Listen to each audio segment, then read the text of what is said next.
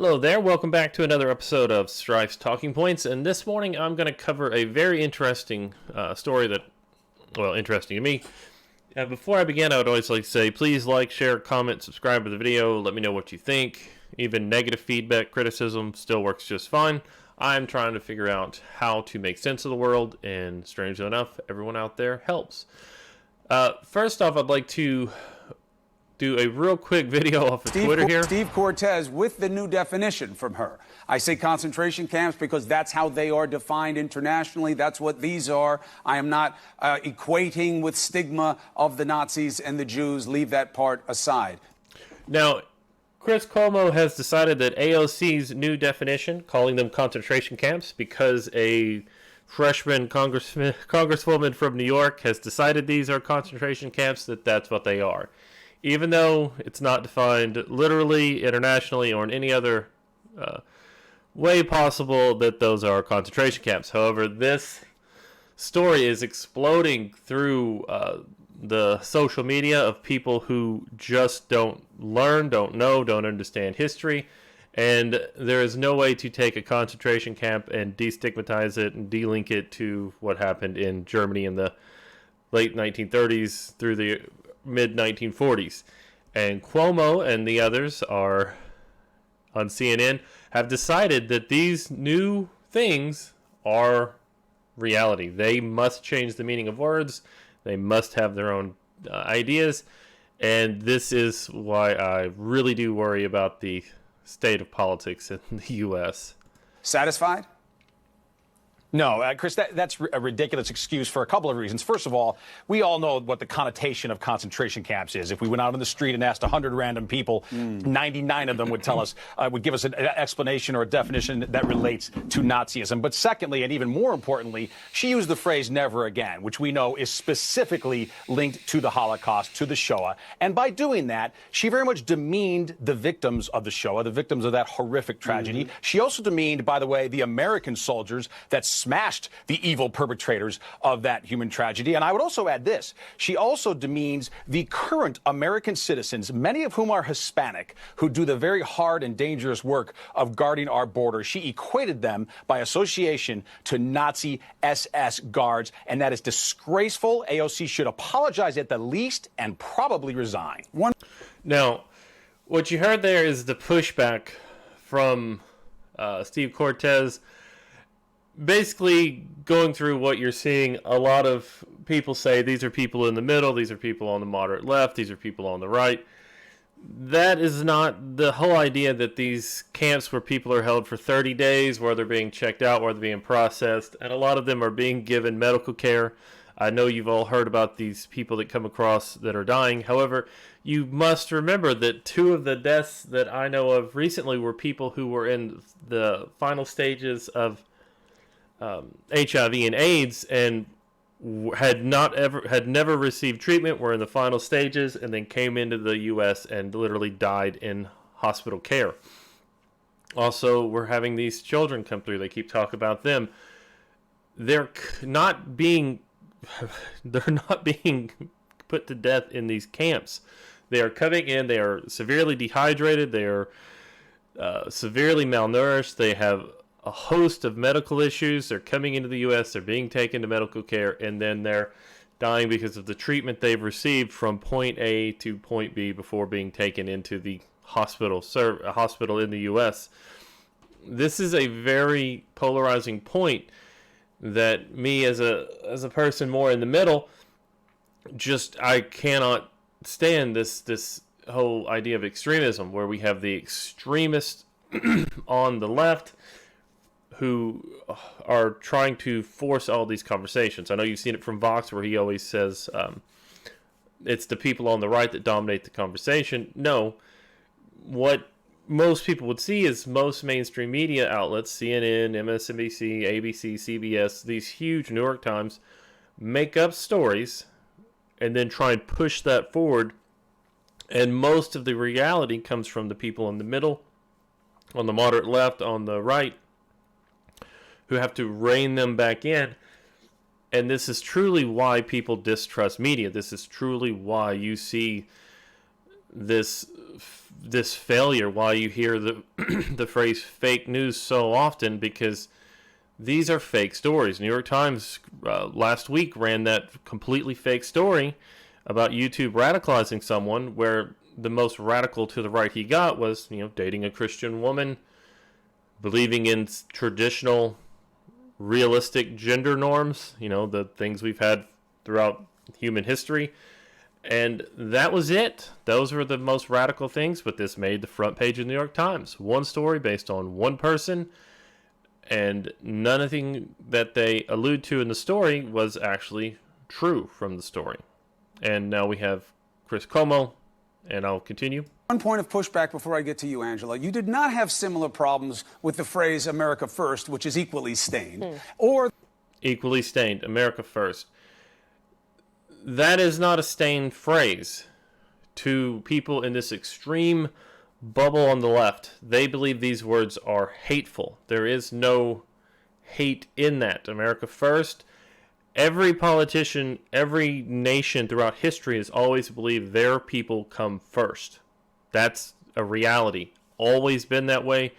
The new globalist idea of, we shouldn't have any borders, we shouldn't have any government, everyone should do everything, won't function. Culture is what makes a nation function, how the culture exists, how people relate to each other. At least that's in my opinion. the word nationalist, No. which is equally stained. Nationalist is not stained. Every person that's ever founded a country is a nationalist. Every person in government, all these people have always been nationalists. Cuomo really needs these words to be bad, as do most of the mainstream media, so they can attack Americans and make you feel less for believing that you live in a good country, that you live in a country that millions of people want to come to. Not because we're evil, not because we're vindictive, not because we're oppressive, because the way our nation functions and the way the culture of the people fit together is a good thing. No, yes, as a matter No, of it fact, but why doesn't it bother you the same way? You and I have had this discussion many times about nationalism. I totally disagree that it's a stained word. As a matter of fact, You I may, think it's a but you are proud wrong. word. American well, no, I'm not. Chris Cuomo's opinion, as a journalist, as a mediator, as a gatekeeper, as the person you should listen to, doesn't want to listen to you. Look at his face is very vindictive. He says you are wrong, therefore you are wrong. Not wrong. You don't get to define what nationalism means I for do. me. Yes, he does. He's the gatekeeper. This is the failure of media. They are no longer reporting the news. They are creating the news. They are forcing you to believe their commentary. Why is CNN considered fake news? Because they do this. This is one of the main people, their primetime shows, telling you what he says is real, everything else is false. Because And American nationalism has nationalism- been There's a used. No, you don't. definition. Almost There's a exclu- definition. I'll make you a bet. American- Steve, let me know what movement defined itself as nationalism that was positive and not oppressive to another. What American nationalism, and it was There's American no American nationalism. nationalism. American nationalism is what we had throughout our history. Americans rose up as a nation through nationalistic ideas since the founding of the country. An American nation, the founding of an American nation. Those are patriots, those are nationalists. People are trying to now separate these two, and you can tell from Cuomo's face that he cannot accept the reality as presented to him. He must resist. He cannot take it. That landed on the shores. Yes, there is. Look, American nationalism, unlike ethno-fascism, you're trying to conflate these terms. Ethno-fascism is what the Nazis portrayed, and it was about race and blood and purity. American nationalism has nothing to do with race, no such nothing to thing. do with blood. It's not blood and soil. All right, look, it's about our shared identity. Now that he's getting pushback, Cuomo has to end it. He cannot handle having his ideas challenged. He cannot stand there and let someone tell him the truth. He, as with CNN, as with most mainstream media outlets, are trying to convince you that the idea of nationalism must be equated with fascism. It must be ethno-nationalism. It must be the blood and soil thing. It must be this extreme portrayal that they're reaching back into history to bring forward without it having anything to do with actual nationalism. The people who stormed the beaches of Normandy, the people who fought in every war for the U.S., the people who have defended the country, the people who have praised our country, the people who have built our country were all nationalists. Deals. I was giving you a chance about equivalency. Our flag, our beliefs. Now, I know what you want it to be. It's called patriotism. But, Angela. You cannot be a patriot without having nationalist pride. It's impossible. To you on this now. And there you go. Chris Cuomo, doing what Chris Cuomo does, coming out telling you he defines what nationalism means. He tells you what a concentration camp is because a freshman congresswoman from New York decided to strip down all the history, all the meaning of the word, and tell you that places where people are held for about 30 days before being released, unless they have criminal charges, then they're held for longer. These are not concentration camps. These are holding centers. Remember, we're not rounding up U.S. citizens. We're not going out and rounding up ethnic groups. We're stopping people as they cross into the U.S. and then detaining them, making sure they're okay, checking for health care, and then releasing them. That's what's happening. That's reality. And then here we have this. This will be the final part of the video. I'm starting to go a little longer than I wanted. He always gives, it's interesting who he gives the benefit of the doubt to and who he doesn't. You ever notice a pattern with that? Starts with himself. I'll give These two. This is one of the main reasons you see CNN have such a bad track record. You have the extreme racist of Don Lemon, and if you've watched a lot of Don Lemon stuff, he is very much, he is one of the epitomes of lies and falsity on TV, and Cuomo isn't much better. These two really do make for very polarizing, very opinionated. They will lie in the middle of a show on air and then get upset that people call them out on it. you that much. Yeah. He wants to give the benefit of the doubt. Everyone who is connected to him, who is charged with something, facing a crime, facing prison sentence, facing jail time, they're a good person, my son's a good person, whatever. But whenever it comes to... Who wouldn't refer, generally speaking, their son's a good person? I mean, that's strange. Usually a black or brown person, he doesn't give them the benefit of the doubt, even if the evidence is overwhelming that the Central Park Five didn't. Now, they have one anecdotal story that is very recent. And because Trump hasn't lavished these people in praise, this is the proof. This is finally the proof that he's a bad person. Finally. Not do what Donald Trump would like for them to have done, what he said they did, the law, and under the law, and in the courts, they were acquitted. They were initially found guilty. The convictions were vacated. They were vacated. Under the investigation, under the law, following the rules, there was no collusion with Russia. And because there was no underlying crime, there could be no extraction of the crime being investigated. So vindicate the other side. Someone else confessed. The DNA evidence shows it. But what else do you have to prove? So if someone is acquitted of a crime, you must immediately lash out, say how horrible everyone else was, and these two continue on. Right. Even if there was videotape, he would say, what you're seeing... And what it is in a way that it is never... That will be a precipice of history. Because this country, in a way that is a... 16 election wasn't the definitional one. He was change. That was revulsion against the machine. And then the machine has revolted against him this entire time. These are the same people who said there's 99% chance that Hillary will win. This is our next president. We should all focus on moving forward. And then it didn't happen.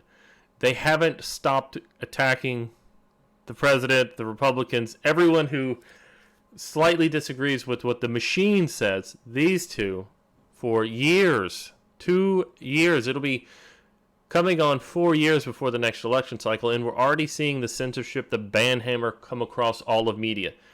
These gatekeepers want to redefine words, want to tell you what to think, not what's happening, and let you form your own opinion. Here's what you think. You must agree with them.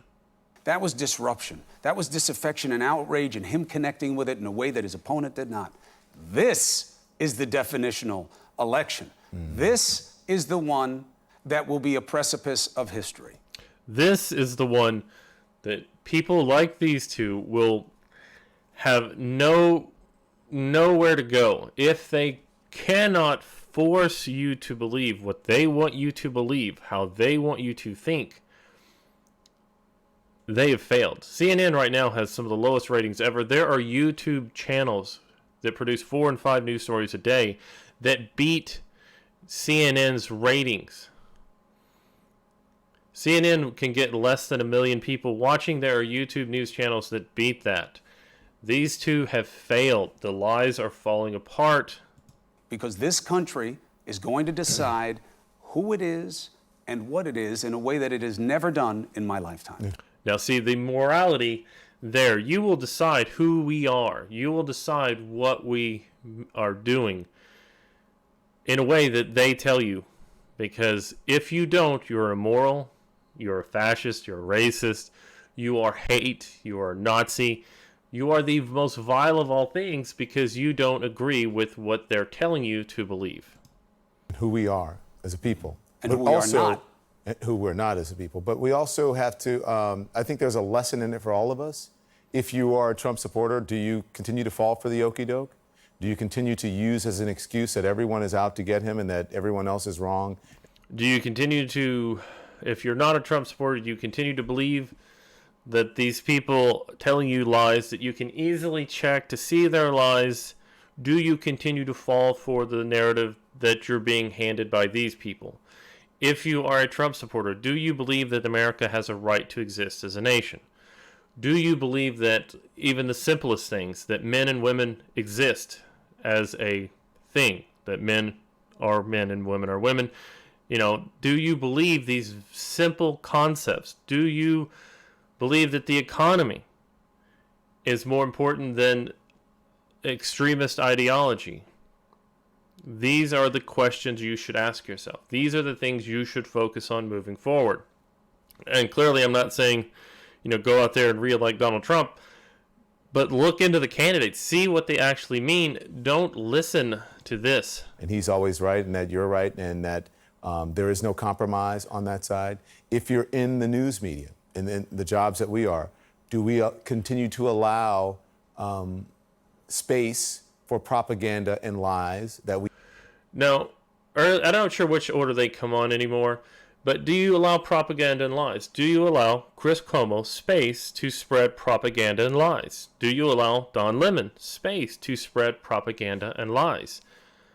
He's actually going to move towards, we shouldn't let the president talk, but the problem that CNN has is everything the president says, they have to bend over backwards trying to find as many of the CNN paid contributors as they can to attack anything that happens.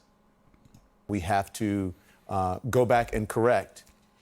And it's futile when you have to go back and correct it because the lie is already out there and the damage has already been done. Or have we learned from that from 2016? They tell you the lies and then they go back and correct them. And they do it in such a way that you don't notice that it's been corrected, so you believe the headline that's still there, even though the whole story is unrelated. We continue to do the same thing. And if you're a person who doesn't support this president, are you going to understand? Do you understand what it is that you didn't pay attention to in 2016? If you didn't go to the polls and vote, if you thought that elections don't have consequences, if you thought that, hey, this person is speaking the truth, or they're not going to do everything that they said.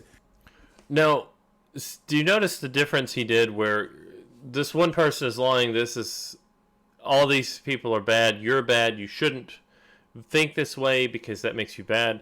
And if you didn't support them, or you did support them, you need to be twice as engaged, you need to get out there. And remember, both of these people have defended actual political violence from Antifa, from these different hate groups. They've talked it up. They've pushed it forward. They want you to be involved in a more violent fashion. Don Lemon went, and I covered this myself, where someone said something mean to him while he was filming outside in New York. In a city like New York, someone said something mean to Don Lemon. And immediately Don Lemon thought, oh my God, this is too much for me to handle. This is where the conversation in the country has gotten to. You're right. This is going to be the pivotal election. I think there is, I hate this, this is a teachable moment, but I think. Hate. This is hate. They're telling you that one side is hate, one side is not. This is the good versus evil. This is the morality, please. I think there is some learning in there for every single person, regardless of what side you're on and what profession. I think you're going to see correction, and I think you're going to see overcorrection. We see that in most social movements, that when there is an appetite for change, often you go too far in that direction. The idea of what you have on TV. You go too far and you start censoring what you have on TV because you don't like the ideas, because you think all of it is a lie. Now, right now, we are censoring the internet. Places like CNN, mainstream media, are attacking creators on YouTube who are actually producing stories. They're producing news. They're going through, like I do, and trying to fact-check CNN stories. Well, I've pretty well quit with CNN up until today. They are losing their mind, losing their revenue, because people have gone through and pulled out the lies that these guys are telling you. They're countering the opinion, because when Chris Cuomo in the previous clip was arguing that he gets to define what nationalism means, he gets to tell you what sustain, he gets to tell you what patriotism means, he gets to tell you that the new definition the whole world accepts is this thing that AOC made up a day ago. That's what he gets to tell you. And you don't get to correct him because he censors people. You shouldn't censor him on his show, but he should be able to censor everyone else. People like him, this mainstream, as YouTube likes to refer to it, the authoritative sources, which are basically two guys who've already came out and said, we don't research topics. We are not investigators. We are opinion broadcasters on a far left show, on a far left network, and we should be the ones you trust. Because if you are to the right of us and you don't believe us, then you're hate, then you're Nazi, then you're propaganda, then you're evil. And that's where I'm just going to end today's show. Please like, share, comment, subscribe. I would like to know your opinion. I truly don't like covering CNN just because they do, if this little episode here has done nothing more, they are not a news show. They are political actors in this scene. Thank you all for watching. Hope you have a wonderful day.